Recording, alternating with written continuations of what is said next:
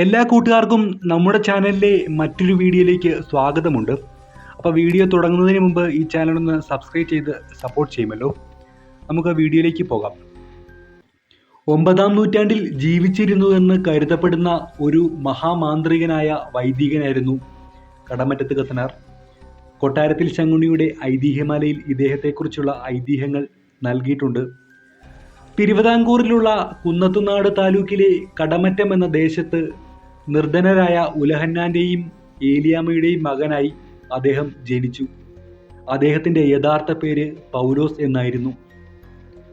എന്നാൽ വളരെ ചെറുപ്പത്തിൽ തന്നെ മാതാപിതാക്കൾ മരിച്ചു പോകുകയും സഹോദരങ്ങൾ ഇല്ലാതെ വരികയും ചെയ്തതിനാൽ ചെറുപ്പത്തിൽ തന്നെ അനാഥനായ അദ്ദേഹത്തെ കടമറ്റം പള്ളിയിലെ അച്ഛൻ എടുത്തു വളർത്തി.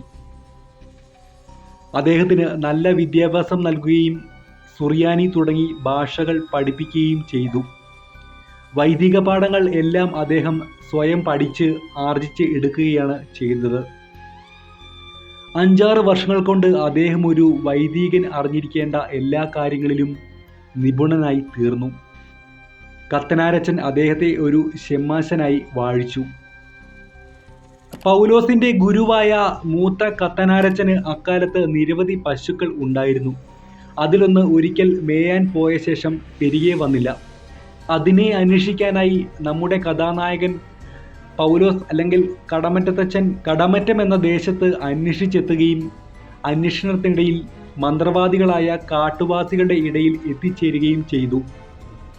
കാട്ടുവാസികളുടെ മൂപ്പന് ആൺമക്കൾ ഇല്ലാതിരുന്നതിനാൽ ഷെമ്മാച്ചനോട് ദയ തോന്നി.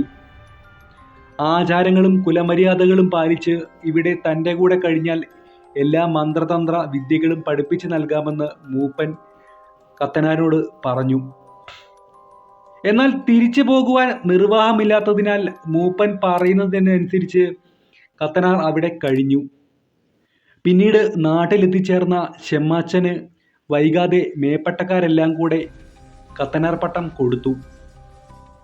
പരിസര പ്രദേശങ്ങളിലുണ്ടായിരുന്ന പ്രേതബാധകളും അപസ്മാരം, ഭ്രാന്ത് എന്നീ പ്രകാരമുള്ള മാറാരോഗങ്ങളും ചെലവുകളൊന്നും കൂടാതെ വളരെ ലളിതമായ രീതിയിൽ മാറ്റിക്കൊടുക്കുമായിരുന്നു നമ്മുടെ പൗലോസ്. അതോടെ അദ്ദേഹം വലിയ മന്ത്രവാദിയാണെന്നുള്ള പ്രസിദ്ധി നാനാദിക്കുകളിലേക്കും വ്യാപിച്ചു. അദ്ദേഹത്തെ ജനങ്ങൾ കടമറ്റത്ത് കത്തനാരെന്നും കടമറ്റത്തച്ഛനെന്നും ആദരവോടെ വിളിക്കുവാൻ തുടങ്ങി. കടമറ്റത്ത് കത്തനാരുടെ മാന്ത്രിക പ്രവർത്തനങ്ങൾക്ക് ധാരാളം പ്രത്യേകതകൾ ഉണ്ടായിരുന്നു. അദ്ദേഹം ഹോമങ്ങളോ പൂജകളോ നടത്തിയിരുന്നില്ല. കർമ്മങ്ങൾക്ക് പാരിതോഷികമായി വസ്ത്രങ്ങളോ ദ്രവ്യമോ ഒന്നും അദ്ദേഹം ആവശ്യപ്പെട്ടിരുന്നില്ല. താനൊരു മഹാമാന്ത്രികനാണെന്ന യാതൊരു ഭാവവും അദ്ദേഹത്തിനുണ്ടായിരുന്നില്ല. കടമറ്റത്ത് കത്തനാരുടെ ജനനം, മരണം എന്നിവയുടെ തീയതി അജ്ഞാതമാണ്. തൻ്റെ അവസാന നാളിൽ ഒരു ദിവസം അദ്ദേഹം ഒരു ഗുഹയിൽ കയറി അപ്രത്യക്ഷനായി എന്നാണ് വിശ്വാസം.